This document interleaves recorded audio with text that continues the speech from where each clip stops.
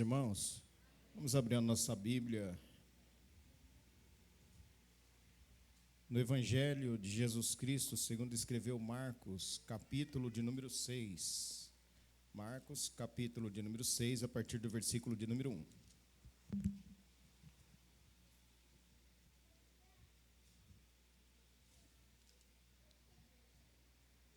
Até o versículo de número 6, irmãos. Diz assim a palavra do Senhor. E partindo dali, chegou à sua terra, e os seus discípulos o seguiram. E chegando o sábado, começou a ensinar na sinagoga, e muitos ouvindo se admiravam, dizendo: de onde lhe vêm essas coisas? E que sabedoria é esta que lhe foi dada? E como se fazem tais maravilhas por suas mãos? Não é este o carpinteiro, filho de Maria, irmão de Tiago e de José, e de Judas e de Simão? E não estão aqui conosco suas irmãs? E escandalizavam-se nele. E Jesus lhes dizia: não há profeta sem honra, senão na sua terra, entre os seus parentes e na sua casa. E não podia fazer ali obras maravilhosas. Somente curou alguns poucos enfermos, impondo-lhes as mãos. E estava admirado da incredulidade deles, e percorreu as aldeias vizinhas ensinando. Os irmãos podem sentar. Nós estamos com esse propósito em nosso coração nessa noite, que Deus nos ajude. Talvez essa para você seja a hora que você senta e descansa e fica aí. Mas para quem está aqui é hora de trabalhar. E aí, o que vai chegar aí é só o que o Senhor sabe. Só o Senhor sabe que vai chegar nos nossos ouvidos. Mas se porventura, no decorrer dessa pregação, você se identificar, não é mera coincidência, mas é porque é assim mesmo. A vida é assim. E a vida é para ser vivida dessa maneira. Mas nós temos duas óticas de ver, duas maneiras de ver isso. Da maneira cristã, ou levando, como diz um poeta, levando a vida e a vida te levando. Mas nós estamos nessa noite tendo no nosso coração o propósito de falar de um tema que é assim, eu acho complicado falar, porque no domingo à noite você escolhe vir à igreja e aí você faz os planos de ouvir o que você quiser, mas eu tenho certeza que para muitos de nós não vai ser o que nós queremos. Mas é a vida. E diante de tanto tempo na igreja, assim, de um bom tempo na igreja, a gente descobre. E esse hino a gente fala que a gente entregou a nossa vida para Ele. Tudo o que eu sou, eu entrego ao Senhor. Minha vida aos pés do Salvador, estou aqui. Então se nós cantamos isso nessa noite com verdade em nosso coração, nós precisamos ter a convicção de que Deus tem a melhor orientação. E o tema que nós ficamos pensando seria esse aí. Eu não sei se todos entenderam o que significa isso, mas parece um pouco estranho, mas vamos esclarecer. Tudo tem um porquê. O banner com o fundo escuro, com a letra clara, né, deu um trabalhinho aí para Tainá arrumar, e arruma, e vai, e deu. Chegamos aqui. E o tema, a sociedade da honra póstuma. Por que da honra? O que é póstuma? É depois que partiu. Aqui nós vamos pensar depois que partiu para a eternidade ou depois que partiu.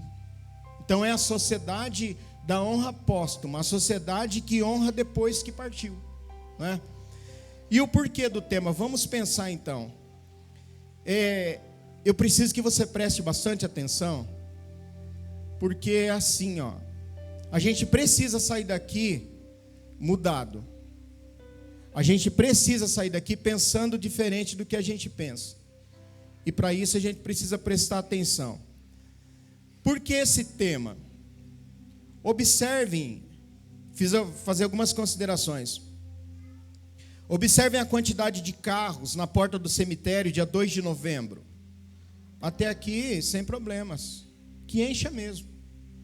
Que no dia 2 de novembro, quando é comemorado o dia dos mortos, de todos os mortos, dos mortos, os cemitérios estão cheios de carros na porta. Observem, até aí, sem problemas. Mas agora você sai dali do cemitério, dá uma passadinha na frente do asilo e vê se há essa mesma quantidade de carros parados ali na frente do asilo. Faça uma comparação. Aproveitemos e vamos também até as floriculturas e façamos uma pesquisa sobre a quantidade de buquês de rosas que são comprados e comparemos com a quantidade de coroas de flores que são compradas. Aí você fala assim, por quê? Só para lembrar, buquês são dados em datas especiais e alegres. Compra-se um buquê de rosas, dá para alguém que amamos, no momento alegre, aos vivos, e coroas em datas especiais e tristes, aos mortos. Quando foi a última vez que nós honramos alguém? Para alguns, honrar é sinônimo de bajulação, ou outro termo que não é conveniente dizer aqui, mas que todos sabemos. Olha lá, tá vendo? Está bajulando, é isso que ele é.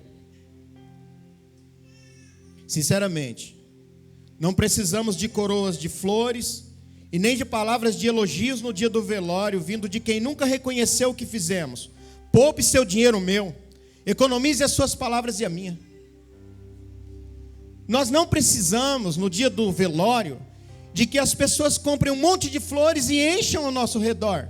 E nem que falem palavras de carinhos e de afetos e de reconhecimentos. Quando nunca foi feito em vida, poupe o dinheiro, poupe as palavras. Não precisa. Podemos pensar quanta ignorância em pastor. Mas justifico.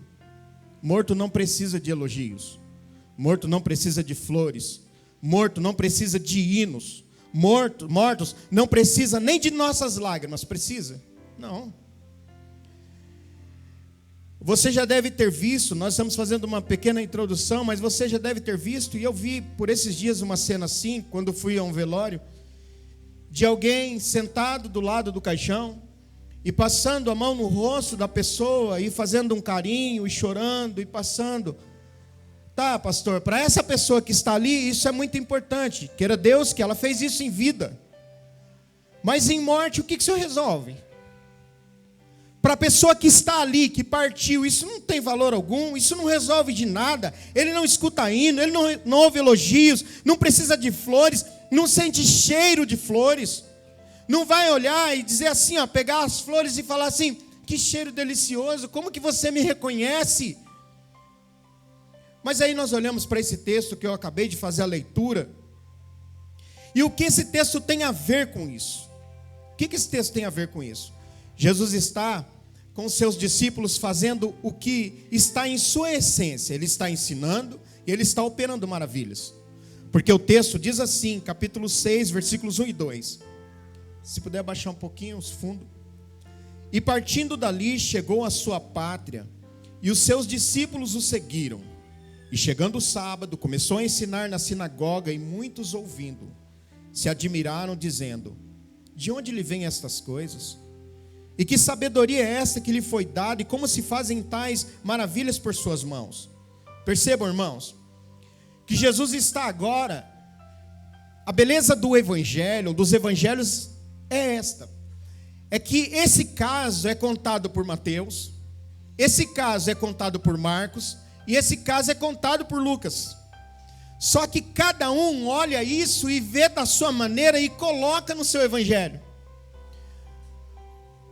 O evangelho que nós fizemos a leitura diz que Jesus está chegando em Nazaré, e Nazaré é a sua cidade. Ele está chegando no meio dos seus parentes, no meio das pessoas que ele conhece, que ele cresceu junto. E agora ele começa a ensinar. O que é ensinar na Bíblia? Ensinar é didasco, que significa conversar com os outros a fim de instruí-los, pronunciar discursos didáticos, ser um professor, desempenhar o ofício de professor, conduzir-se como um professor. Olha aqui, mas tem uma definição aqui, que me chamou muita atenção. Instilar doutrina em alguém. Atenção a essa definição. Jesus está no meio dos seus parentes, instilando doutrina aos seus parentes. Instilando doutrina no coração das pessoas com quem ele cresceu.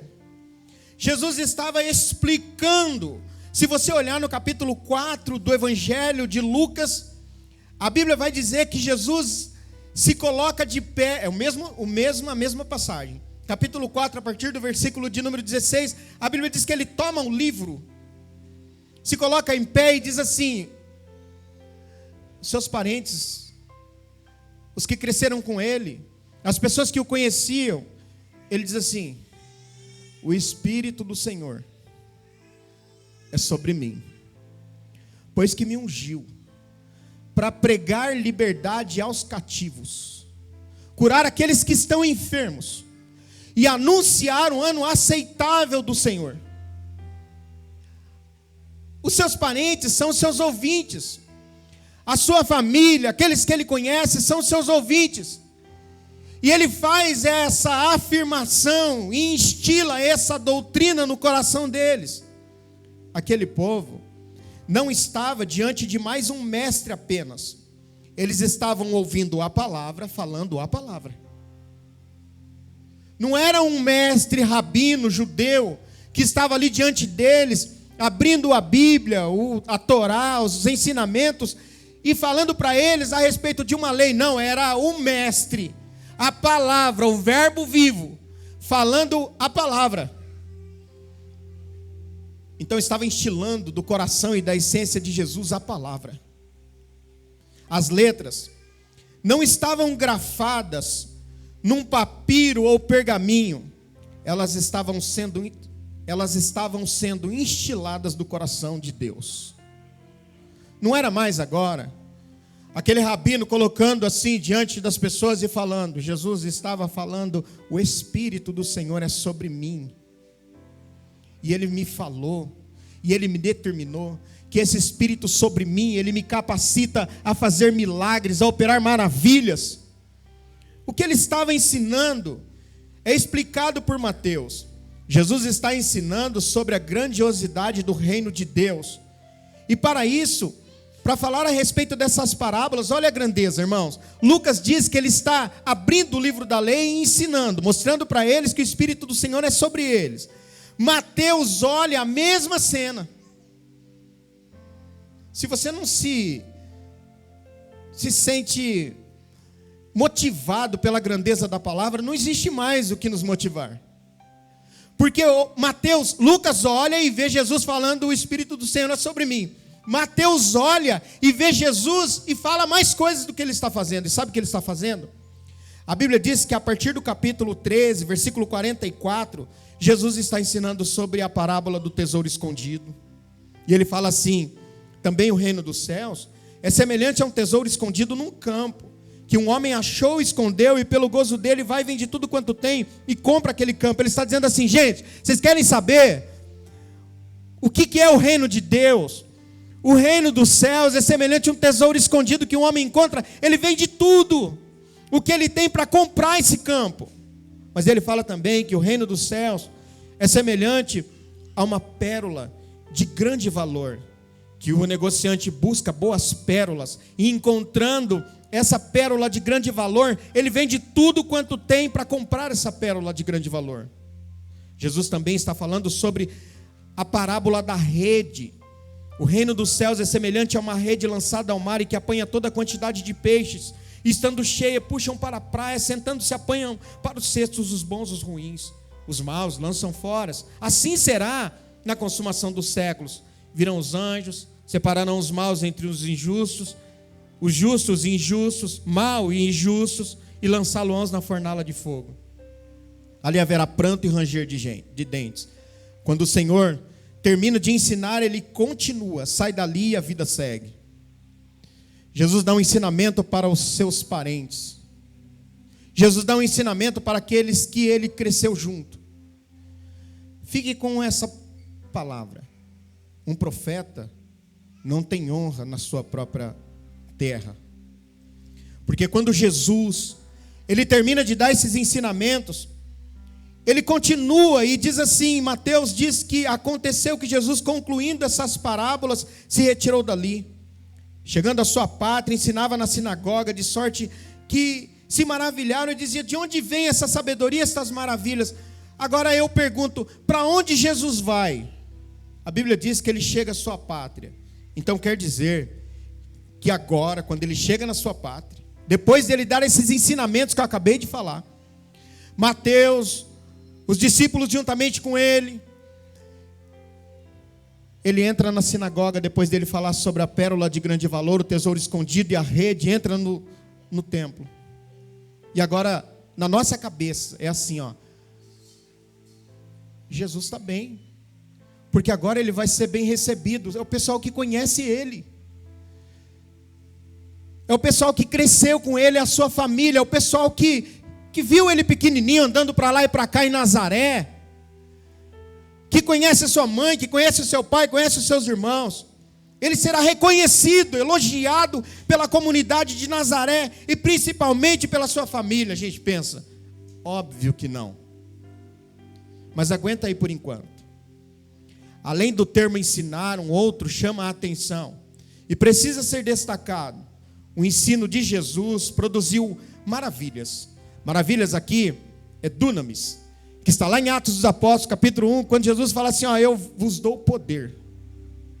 Vocês vão receber a presença do Espírito Santo em vocês, e vocês receberão dunamis, vocês operarão maravilhas, que significa poder, força, habilidade. Por isso que eu creio, com toda convicção, que enquanto a gente prega a palavra de Deus, que ela é o poder de Deus, vidas são transformadas, cativos são libertos, pessoas que estavam pensando coisas ruins, têm a sua mente liberta, espíritos malignos que estavam oprimindo vão embora. Se você não fala amém, não fala nada, o problema é seu, mas essa é a verdade da palavra de Deus, porque ela produz o dunamis, ela produz a maravilha. As maravilhas realizadas por Jesus produziram pessoas maravilhadas. Você fala assim, Jesus prega, opera maravilhas, e a Bíblia nos diz o seguinte, Mateus diz, capítulo 6, que nós lemos, versículo de número 2, chegando o sábado, passou a ensinar nas sinagogas, e muitos ouvindo se maravilharam, dizendo, de onde vêm estas coisas? Que sabedoria é esta que lhe foi dada? E como se fazem tais sinais por suas mãos? Bravo, excelente. Agora reconhecerão que estão diante de um autêntico mestre. Não se precipite. Maravilharam é diferente de maravilhas. Olha aqui, presta atenção. Com a sua pregação, Jesus produz maravilhas, e as pessoas ficam maravilhadas. Você fala assim, tudo certo, é isso mesmo. Jesus pregou, aconteceram maravilhas, o Espírito do Senhor é sobre mim.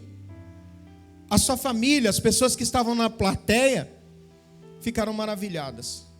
Aí você fala, maravilhado significa algo muito bom. Maravilhado aqui no original é ekplesso, que significa ferir, expelir com uma pancada, expulsar, expelir, ficar chocado, entrar em pânico, ficar assombrado. Não foi algo positivo. A maravilha produzida pelas maravilhas, pregada pela palavra de Jesus, não produziu algo positivo. Não, de forma alguma. Porque quando eles veem Jesus pregando e as maravilhas operando, sabe o que eles fazem? Eles olham e falam assim, ó, não é este o carpinteiro, filho de Maria, irmão de Tiago e de José e de Judas e de Simão? Não estão aqui conosco suas irmãs? E escandalizaram-se nele. Ao invés, você já parou para pensar que você pode pregar para alguém. Você fala assim, tirando a questão do testemunho, de que talvez a pessoa esteja dando mau testemunho, mas você já percebeu que há um adágio que se cumpre na nossa vida, que santo de casa não faz milagre? As pessoas procuram honrar pessoas que vêm de longe e não honram os seus. Uma vez, alguém falou assim, uma semana de festividades, alguém falou assim, pastor, domingo a gente vai fazer um encerramento. Quem que a gente traz top aí para pregar? Eu falei, não vai trazer ninguém top. Eu vou pregar. Mas o senhor se você morrer, eu que vou fazer o seu culto fúnebre. Se os seus filhos nascerem, eu que vou apresentar. Se você ficar doente, eu que vou na tua casa e vou orar por você. Se você casar, eu farei o seu casamento. E por que vocês têm que gastar tanto assim? Pensou. Sabe, irmãos, nós honramos quem está de fora, não honramos os que estão dentro. Quando acontece isso, eles olham para Jesus e falam assim, ué, não é o carpinteiro? Ué, lembra de você? Alguém olha para você e fala, mas não é o fulano? Pregando? Não é o filho da Maria? Não é o irmão de Tiago, de José, de Judas e de Simão? Não está todos os seus irmãos aqui conosco, suas irmãs? E se escandalizaram nele. O que vem depois é o que me choca. É que por conta disso, a Bíblia diz que Jesus não pôde. Uma coisa não quer. Outra coisa é uma coisa é não querer, outra coisa é não poder. Não é que Jesus não quis, porque Jesus olhou para eles e falou assim, eles não creem em mim. A Bíblia diz assim, que por falta da honra, Jesus não pôde. Significa, Alex, que veio um impedimento. Agora, de onde veio a gente não sabe, né? Porque a Bíblia não explica. Mas Jesus foi impedido de continuar ali fazendo alguma coisa e fez alguns poucos milagres, curou alguns poucos enfermos. Por causa das pessoas que olharam para ele e disseram assim, é o rapaz da carpintaria. É o filho da Maria. É simples demais para estar acontecendo alguma coisa com ele. A família de Jesus. Você fala assim, que família? Se a sua família é problemática, você acha que a sua família é problemática, dá uma olhada nisso aqui, antes de você falar qualquer coisa. A família de Jesus já havia sinalizado que pensava sobre ele. Inclusive, tinha clara intenção e agiram de modo a matar a missão do Senhor Jesus no ninho. Você fala assim, mas onde você achou isso? A família de Jesus já havia sinalizado o que eles pensavam sobre ele, inclusive tinham a clara intenção e agiram de modo a matar a missão do Senhor no ninho. Vamos lá, Marcos capítulo 3, a partir do versículo 13, diz assim: E subiu ao monte, e chamou para si o que ele quis, e vieram a ele. E nomeou 12 para que estivessem com ele e os mandasse a pregar, e para que tivessem o poder de curar as enfermidades, expulsar os demônios. A Simão, a quem pôs o nome de Pedro, a Tiago, filho de Zebedeu, João, irmão de Tiago, aos quais pôs o nome de Boanerges, que significa filhos do trovão, e a André, e a Filipe, e Bartolomeu, e a Mateus, Tomé, e a Tiago, filho de Alfeu, e a Tadeu, e Simão Zelote, e Judas Iscariotes, que o entregou. Marcos 3:20. E foram para uma casa, presta atenção, por favor, e afluiu outra vez a multidão, de tal maneira que nem sequer podiam comer pão. A multidão, presta atenção, a multidão aflui, e eles não conseguem nem comer pão. E quando os seus ouviram isto, saíram para o prender, porque diziam estar fora de si. Então a multidão olha e vê Jesus fazendo um monte de maravilhas, fala assim, gente, não dá tempo de comer pão. Ele é demais, nós temos que... A multidão afluía, significa que vinha chegando gente de tudo quanto é lado. E sabe o que a família dele estava fazendo lá fora? Gente, a gente tem que entrar para prender ele, porque só pode estar fora de si. Às vezes você pensa que as feridas virão de fora, mas as feridas às vezes vêm de dentro. Às vezes não vai estar na plateia as pessoas que deveriam estar dizendo para você assim: vai, campeão. Estarão cheios de rostos desconhecidos, porque nós somos uma sociedade que honra os seus mortos e vitupera os seus vivos. Nós somos uma sociedade que chora no caixão, mas que fica 3, 4 semanas, 1 mês sem ver a cara da mãe.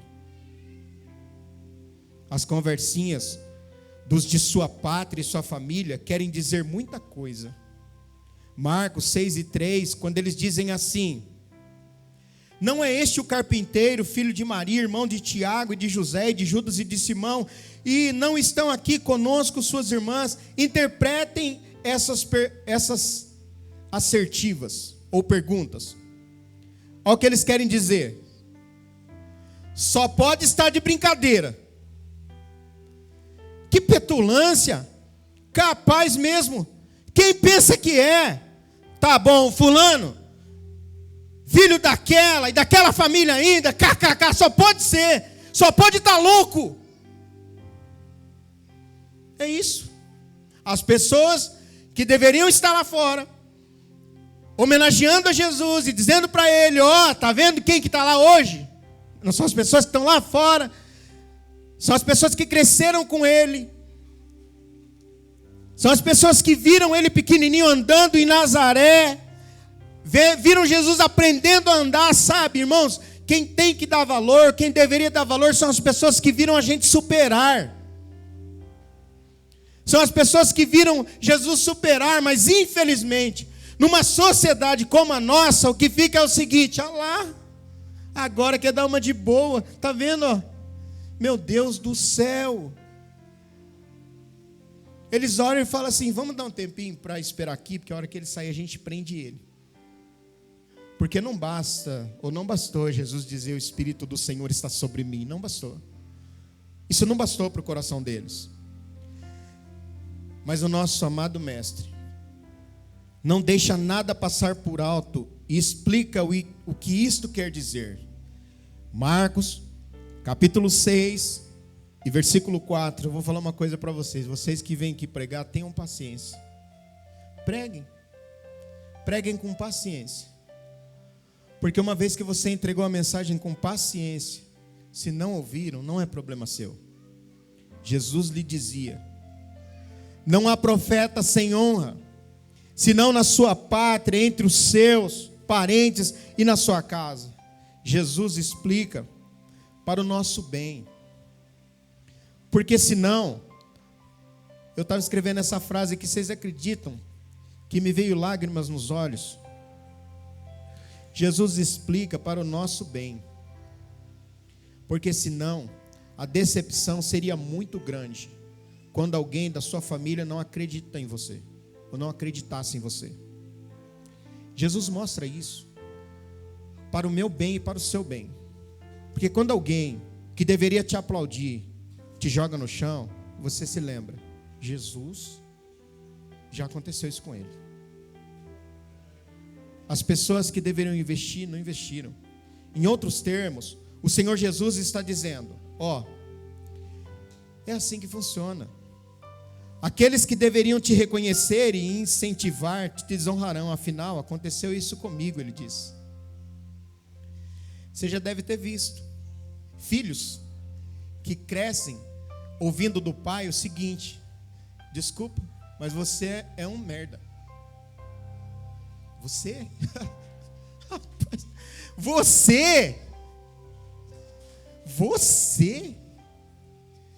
Você não vai conquistar nada nunca. Espera aí, esse cara, ele deveria se posicionar e dizer: ô rapaz, vamos lá, cara, você vai. Você já deve ter ouvido pessoas que olham e dizem assim, esposa que olha para o esposo e fala assim: mas você vai querer pregar? Algumas, sei de um caso num outro lugar onde nós estávamos, que alguém dizia assim: vai querer dar uma de pastor agora? Não, ele vai para o boteco encher a cara e te bater, que talvez seja melhor. É isso. É essa a questão. Aqueles que deveriam honrar ou eu sinto muito em dizer, ou não sinto muito, mas é bem provável que os maiores desestímulos virão de quem está muito perto. É isso que Jesus está mostrando. E eu louvo a Deus, sabe por quê?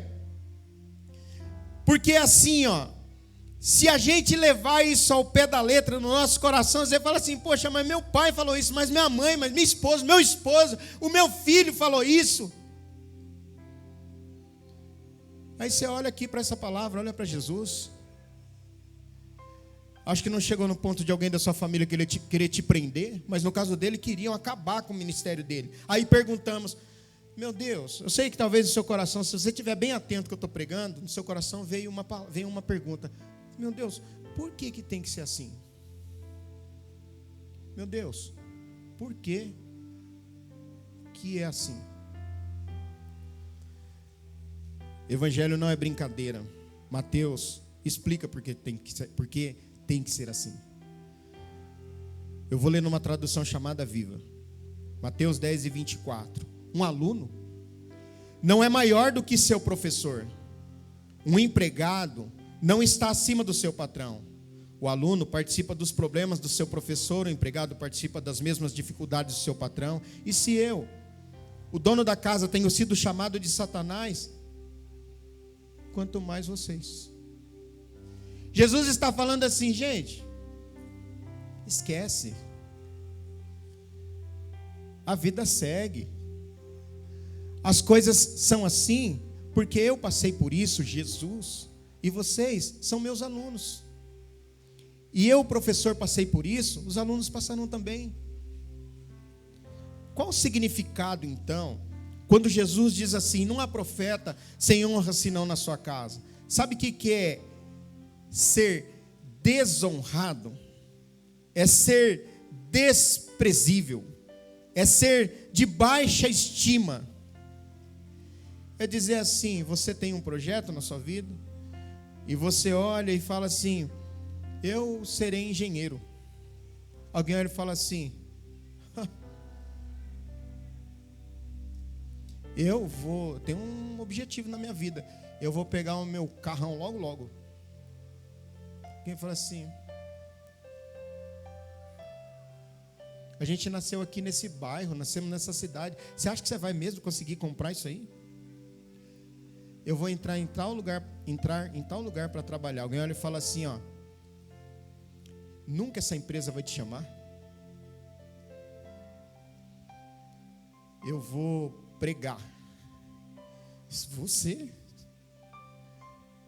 é mais ou menos uma seta que fura o coração de quem deveria olhar e falar, eu vi você crescer desde pequenininho, eu vi você está indo bem, está dando certo, vai dar certo. Você vai ser engenheiro? Eu tenho certeza que vai.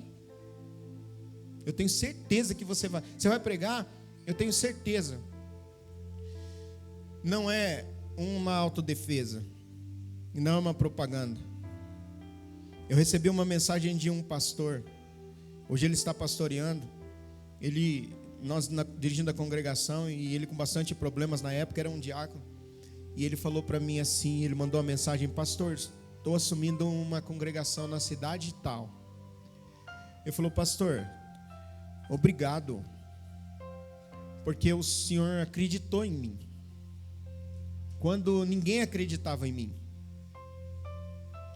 Recebi uma mensagem ontem, e vi uma mensagem no Face, de uma foto que foi tirada aqui na congregação, que encheu o meu coração de alegria, de uma pessoa que morava do lado da congregação de Cidade Jardim. A Regiane vai se lembrar, a menina chama Luana, está morando com seu esposo em Portugal. Ele disse assim, esse pastor aí, aprende muito com ele.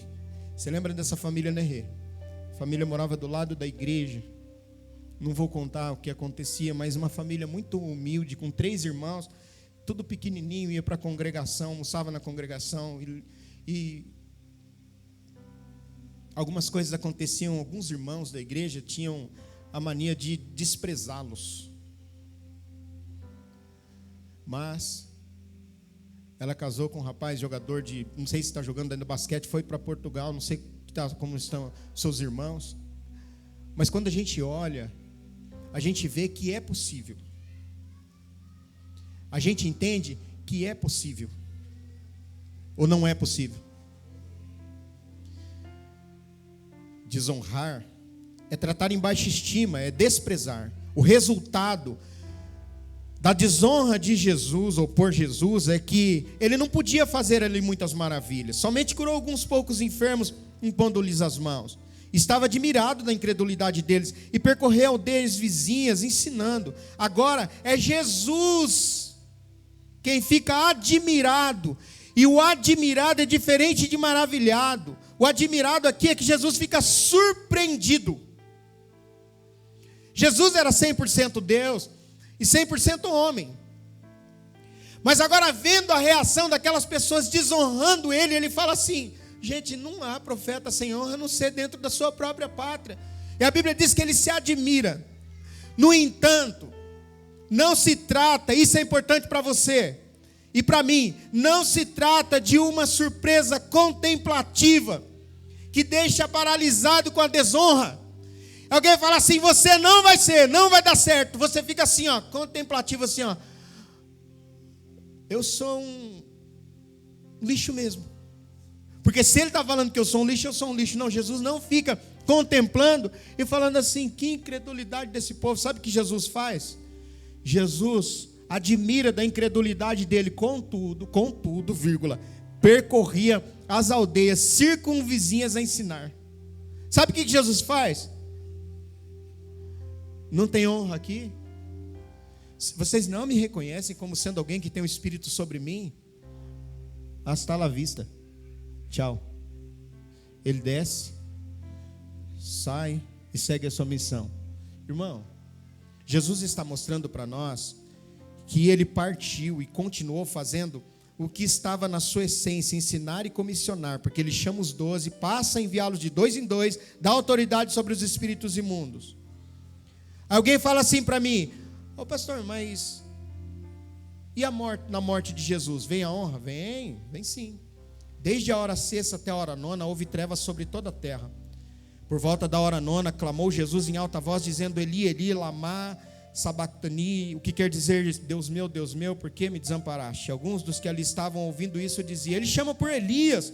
Logo um deles correu a buscar uma esponja, tendo-a embebida de vinagre, colocou na ponta de um caniço, deu-lhe de beber. Os outros, porém, diziam: deixa, vejamos se Elias vem salvá-lo. Jesus clama, entrega o seu espírito, o véu se rasga, abrem-se os sepulcros, os santos que dormiam ressuscitam, saiam dos sepulcros. O centurião olha e fala assim: ó honra pós-mortem, póstuma. Este verdadeiramente era o Filho de Deus.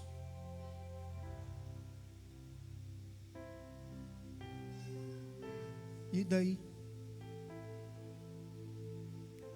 É um morto numa cruz, que não ouve, que não sente, que não chora, que não é motivado por palavras, que não consegue fazer nada. Jesus está pendido. Depois de fazer tantos milagres e tantas maravilhas, o capitão diz: eu acho que devo honrá-lo. Esse verdadeiramente era o Filho de Deus. Alguém pode expor nessa noite uma defesa teológica desse texto, dizendo: mas pastor, a morte de Jesus não era necessária? Sim. Mas a minha, não. A sua, também não. A morte de Jesus era necessária para que ele fosse honrado. Mas é necessário você morrer para ser honrado? É necessário que eu morra? Precisamos morrer para sermos honrados ou respeitados pelo bem que fazemos? Ainda assim, segue outra indagação. Mas devemos fazer sem pensar em receber algo. Então pense: a honra não é para recompensar quem fez, mas para demonstrar gratidão de quem recebeu. Por que uma mãe, e esses dias eu vi uma cena assim, a mãe quase que perdeu a cabeça, perdeu a cabeça e dizia: agora ela vai ter que ouvir tudo o que eu quero, porque eu fiz tudo por ela. E ela chorava. Falei: mas a senhora não vai conseguir enfiar isso na cabeça dela. Porque segue-se a vida, aquele ditado. Uma mãe é para 10 filhos. E 10 filhos não são para uma mãe. A sociedade da honra póstuma não sabe o que é isso. Então, quais são as lições que o amado mestre nos deixa na cultura da desonra? Parece um pouco difícil a gente pensar sobre isso nessa noite, mas é verdade, presta atenção. Os velórios continuarão cheios de coroas, os asilos cheios de pais que deram a vida pelos seus filhos. Porém, no dia do velório, eles serão os melhores pais do mundo, ainda que isso nunca foi dito para eles ouvirem. A gente já está há algum tempo fazendo velórios, e é interessante quando você vê filhos querendo se jogar dentro do buraco porque a mãe está lá, mas enquanto a mãe está viva não reconhece uma roupa que a mãe lava, não reconhece o choro do pai pedindo para Deus dar condições de comprar alguma coisa. Não vê, isso não vê. A vida é muito cheia de coisas mais importantes para ver do que ver a lágrima de um pai e de uma mãe. E vão tentar se jogar dentro da sepultura. E vão tentar dizer que a vida não faz sentido. Vão dizer e gritar em alta voz: mãe, eu amo a senhora, volta. Mas enquanto eu estava viva, qual era a palavra que falava para a mãe? Não vou repetir aqui, para não causar vergonha. As pessoas somente terão valor o dia em que juntarem as malas e forem embora. Então outros ouvirão a frase que poderiam e deveriam ter ouvido: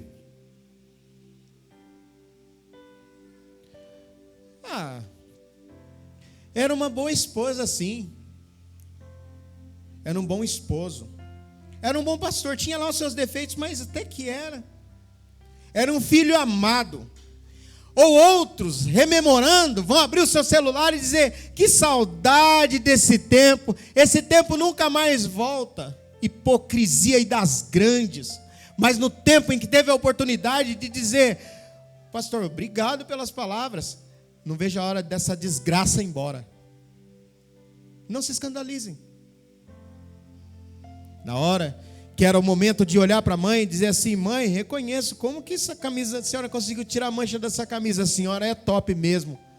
Mãe, a senhora manchou a minha camisa que eu paguei R$30, miserável. A sua mãe gastou quanto com você até hoje? Me desculpe. Porque ela manchou a sua camisa que você pagou R$30, R$50, o que ela gastou de fralda num dia.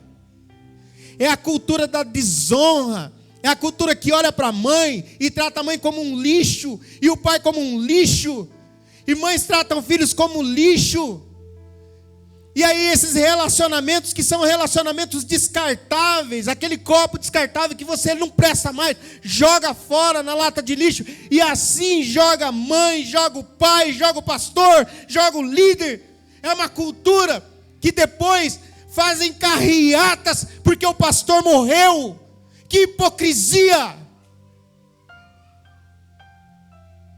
A gente precisa fazer uma carreata bem grande porque o pastor partiu para a eternidade. Por favor, para que isso?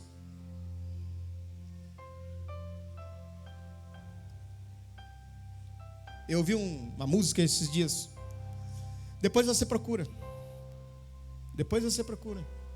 Eu sou tanto faz para quem eu tanto fiz. Eu não sei se alguém já viu isso aqui.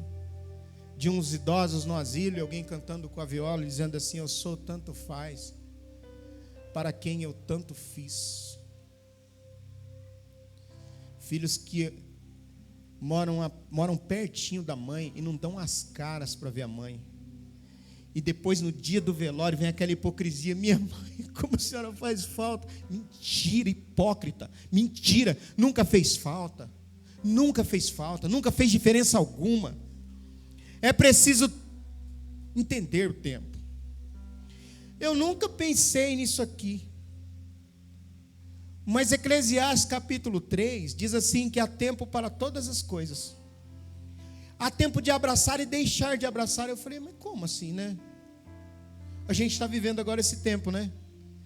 Alguns mais ousados estão abraçando. Nós não fomos criados, né, Carlos, num ambiente do pai abraçar. Nosso pai não tinha esse costume. Mas quando a gente aceitou Jesus e eu chegava de Pindamonhangaba, o Carlos, por exemplo, todo dia na casa da mãe, né? Todo dia, todo santo dia meu irmão estava passando lá. Todo dia. Aí eu chegava de Pindamonhangaba, meu pai, ele nunca foi um homem de abraçar, irmão Antônio. É a cultura antiga, né? E aí, Alex, vem aqui um pouquinho, fazendo um favor. E aí eu chegava de Pinda assim, e a gente chegava de madrugadinha, eles estavam acordados, né? Você lembra? O pai estava lá acordado. Tinha comprado uma carne, um negócio, falava para minha carne, estava na geladeira lá para vocês fritar lá. Fritar carne 1h da manhã, irmão, como é que vai fritar? Aí a gente chegava de viagem, o pai estava lá, Carlinhos, seu Vitalino Lopes Ferreira. E aí eu falava, ô pai. Aí continua assim, nem me abraça. Aí eu abraçava ele e ficava assim, ó. Eu falava assim, ô. Velho baixinho assim, ó, né? E eu abraçava ele mesmo assim. Obrigado, Alex. Sabe por quê? Porque no dia que nós recebemos a notícia que o meu irmão Alexandre ligou para mim e falou, Ricardo, é o seguinte, acho melhor você vir para cá, porque o pai está internado. E aí o médico mandou chamar os parentes. Montamos no carro, cheguei aqui. Só foi o trabalho de chegar, a gente nem desfez as malas ainda. O hospital ligou logo pela manhã e disse assim, ó, seu Vitalino, ele partiu. Ele faleceu. Fomos lá. Embora meu pai não me criou nessa cultura, e eu olhando esse texto, há tempo de abraçar e deixar de abraçar, eu fiquei pensando, mas como deixar de abraçar? Porque, querido, vai chegar um tempo que você não vai mais conseguir abraçar a sua véia. Vai chegar um tempo que você não vai mais conseguir abraçar seus filhos. Um colega dava uma palestra e ele falava assim, que tem mães que falam assim, ó, pro filho, o menino é pequeno, e filho pequeno é pegajoso. Tem uns que são, não são? Eles do nada, eles podem chegar e você fala assim, mãe, dá um abraço, pai, dá um abraço. Dá um abraço em mim. Ou então junta, não sei, tá calor, você gosta de ficar grudado, não gosta, né? Tem mãe que fica, sai de mim, menino. E aí meu colega falava assim, que tem mãe que fala assim, sai pra lá. Vai pra lá, vai pra lá. Aí o filho cresce, tá na adolescência e quer dar uns rolê. Aí a mãe pega o telefone celular e fala assim, ó. Ela falou a vida inteira, sai pra lá. E ela fala assim, filho, vem pra cá. Você não vai vir ver a mãe hoje? Vem. Ué, a vida inteira foi, vai pra lá. Chegou o tempo de não abraçar. E agora, não tem mais o que fazer. Há tempo de chegar e tempo de se despedir e continuar a vida. Tudo tem o seu tempo determinado e a todo propósito debaixo do céu. Tempo de abraçar e tempo de afastar-se de abraçar. Mas pode ser que muita dor seria poupada se internalizássemos a seguinte frase adaptada para a nossa realidade cristã. Presta atenção. Pessoas foram criadas para serem amadas. Coisas foram feitas para serem usadas. Mas nós amamos coisas e usamos pessoas. Usa a esposa, usa o esposo, usa a namorada, usa o filho, usa os pais, usa o pastor, usa Jesus ou tenta usar. Isso quando não abusa. Mas quando não presta mais, então, mãe, a senhora limpou as minhas fraldas, a senhora me levou no banheiro, a senhora me ensinou a sentar no vaso. As mães que têm crianças pequenas, às vezes você vai pôr uma cadeira lá dentro do banheiro, vai ficar assim, seu filho sentado no vaso, você vai ficar assim. Faz, filho.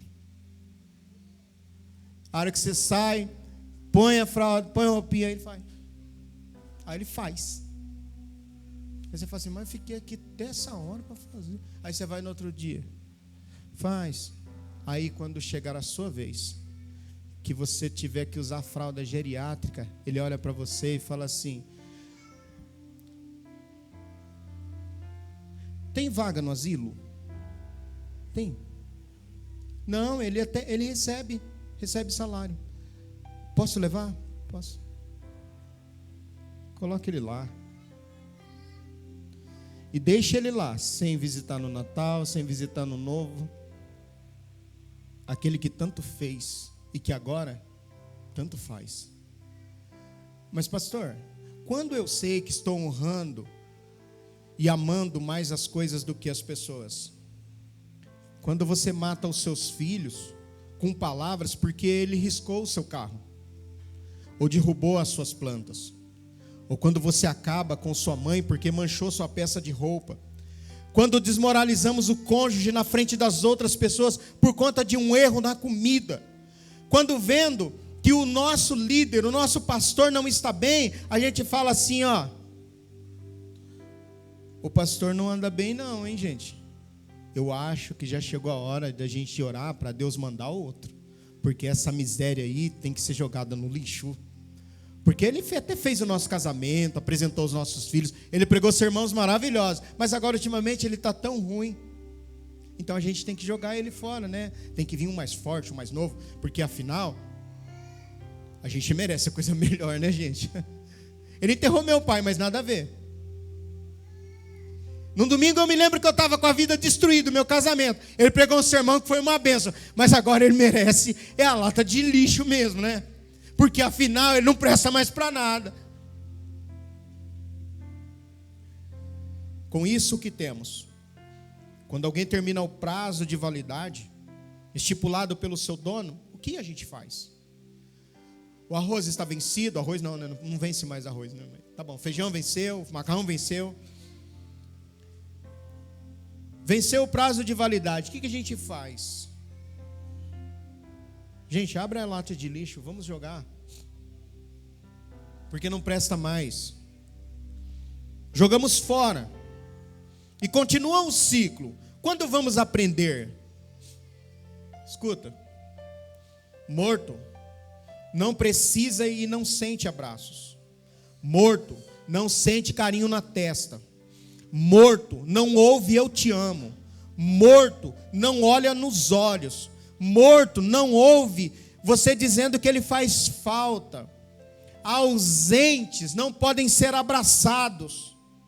Não esperemos para honrar quem deve ser honrado quando as malas estiverem prontas, ou para a viagem ou para a viagem. Não vamos esperar que a gente fale assim: rapaz, eu era feliz e não sabia, mas agora eu estou indo embora. Tchau. Aí o que nos resta, sabe o que é fazer, queridos? A gente pegar o celular e ficar mandando um monte de mensagens e falando assim: nossa, quantos domingos a gente poderia ter passado juntos? Quantas vezes eu podia estar aí com você, agora não posso mais. Isso é quando dá para atender o celular do outro lado e teclar e ficar azulzinho. Mas morto não responde o WhatsApp. Morto não vê postagem no Facebook dizendo assim: luto, um coração partido e um monte de lágrimas. Não. Antes que eu me esqueça, a única pessoa, escuta isso aqui, ó, você aí, a única pessoa que não tem o direito de te desonrar e de não acreditar em você é você mesmo. Você escutou? A única pessoa que não tem o direito de me desonrar e não acreditar em mim mesmo sou eu mesmo. Porque ainda que alguém olhe e fale assim: você, não ligue. Até você pode ir para o seu quarto e chorar e falar: ela poderia me honrar mais, né? Ele poderia me honrar mais, poderia reconhecer que dentro de casa tem alguém que está tentando lutar, que dentro da igreja tem alguém que está tentando lutar, mas ainda que todos te desonrem e falem assim: eu não acredito que você vai fazer alguma coisa e vai dar certo. Você não acredita nessa palavra. Sabe por quê? Porque há um diferencial, e sabe qual é? Quando eu digo que eu não tenho o direito de me desonrar e nem desacreditar em mim, é porque dentro de mim existe o Espírito Santo E Jesus já disse que eu tenho um valor.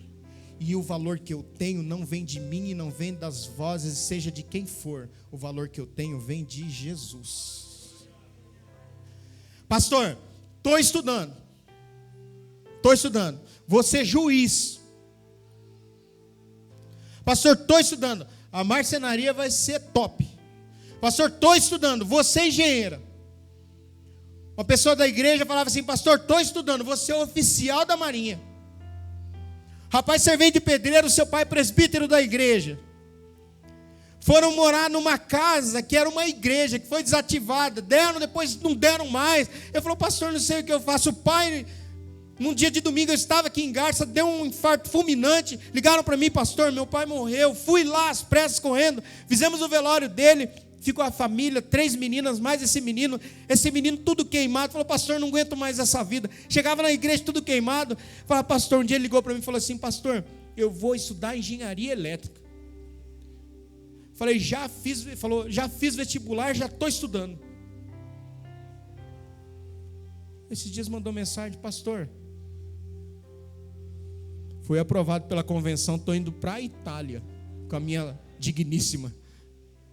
Como que Deus tira um rapaz de Pouso Alegre, né, Lucas? De Pouso Alegre. Fui lá onde ele morava, em Minas Gerais, sul de Minas. Leva para Pindamonhangaba, que é um lugar que o povo faz piada com o nome. Não é? Cresce naquela situação, puxando enxada e trabalhando de servente, um serviço digno de sol a sol. Entra, faz engenharia elétrica, assume uma congregação em São José dos Campos com a sua esposa. É pastor em São José dos Campos, fez um propósito com Deus de 1 ano e meio, não tem nem rede social, nada. Leu um monte de livros junto com a esposa. Falei: o que esse rapaz está fazendo, será? Eu não sabia, mas Deus sabia. Estava preparando ele, está esperando passar o período da pandemia e tchau. Falei: rapaz, mas vem aqui para nós conversar um pouquinho, tomar uma água, um café antes de você ir. Deus faz e pode fazer na sua vida. Mas se você for desonrado, vai para o teu quarto, chora, mas não fica contemplando e dizendo assim: eu sou um merda mesmo, desculpa. Não levanta e fala assim: eu vou comer esses livros aqui, ó. Eu vou estudar, eu vou me dedicar, e você vai ver. E no dia que você receber o seu diploma, você levanta assim, mas não vai falar que é sabor de mel, não. Quem me viu na prova agora vai ter que... Não faz isso não, não faça isso. Se no seu coração tiver isso aí, fala para mim que você não vai receber a oportunidade de vir aqui mostrar seu diploma, porque não é sabor de mel. Pode ser sabor de mel, mas não faça isso. Tá vendo? Levantar o diploma e falar assim: quem não acreditou? Tá aí as recalcadas. Não faça. Não é isso. Você levanta e fala assim: para a glória de Deus, formado em teologia, para a glória de Deus, engenheiro, para a glória de Deus, oficial, delegado, juiz, sei lá o que, policial, sei lá o que você vai ser, para a glória de Deus, pastor, para a glória de Deus. E você, dentro da sua casa, você vai voltar para sua mãe e falar: mãe, eu posso te ajudar. Eu reconheço que a senhora é uma guerreira com esse negócio para lá e para cá. A senhora me ajudou. Agora, mãe, eu estou aqui. Porque a senhora deve ser valorizada. E volta lá para aquela guerreira, ela já vai estar mais velhinha, viu? Mas você vai voltar para ela e dizer assim: ô mãe, aqui ó. Lembra a mãe que para com o filho? Uma mãe para com o filho, vê o caminhão de lixeiro, fala assim: estuda para você não ser igual aquele lixeiro. A outra fala assim: estuda para você ajudá-lo. Quem você é? Estuda para você abençoar. Estuda, porque a única coisa que nunca tirarão de nós, e não tirarão, sabe o que é? O conhecimento. Isso ninguém tira de mim, porque passaram os anos.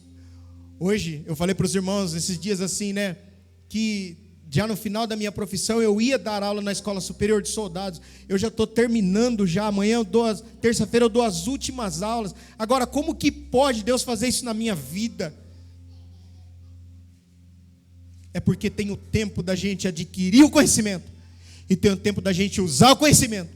Mas o tempo que você estiver adquirindo conhecimento, coloque-se diante de Deus e receba a honra de Deus. Não se abandone. Não se abandone. Você não tem o direito de se abandonar, porque você é uma preciosidade que Deus fez. Era para você ser um aborto, ter colocado na caixinha de papelão e te abandonado. Esses dias, tempo atrás, chegou uma mãe, uma avó, falou para mim, com a menina dela, uma menina de 11 anos, falou assim: você lembra de mim? Eu falei assim: eu não, me desculpa. Você lembra dela? Também não.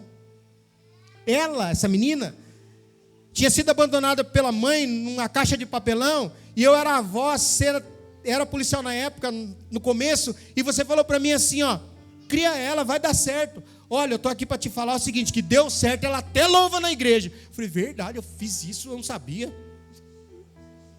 Verdade, verdade. Planta agora, irmão. Planta agora. Lança a semente sobre as águas, porque você não sabe quando que isso vai florescer. Vamos ficar em pé e vamos agradecer a Deus? Eu não quero nem saber de velório bonito. Não quero saber. O que adianta comprar um caixão de 10 mil reais com um monte de negócios, um negócio branco bonito? O que isso vai resolver para nós? Não vai resolver nada. Vai. Um monte de coroas de flores também não vai resolver nada, de forma alguma. Se tiver que me dar alguma coisa, dá agora. Um sapato, não estou pedindo, viu? Só estou falando. Porque depois, coroa de flores, se me jogarem na terra, tanto faz, quanto fez. Nós vamos fazer uma oração nesse momento. Nós temos que encerrar. Oração para a irmã Dirce, que se encontra enferma. Vamos lá. Os jovens e todo mundo para a oração de amanhã, não pode esquecer. E esse aqui é meu papel. Pai, em nome de Jesus, nós agradecemos ao Senhor por tudo quanto o Senhor tem feito em nossas vidas. Que possamos, meu Deus, honrar o Senhor e honrar as pessoas, meu Deus, que estão fazendo o bem para nós em vida. Pai Todo-Poderoso, nos ajuda a guardar essa palavra e praticá-la. Abençoa, meu Deus, a vida da irmã Dirce, que se encontra enferma.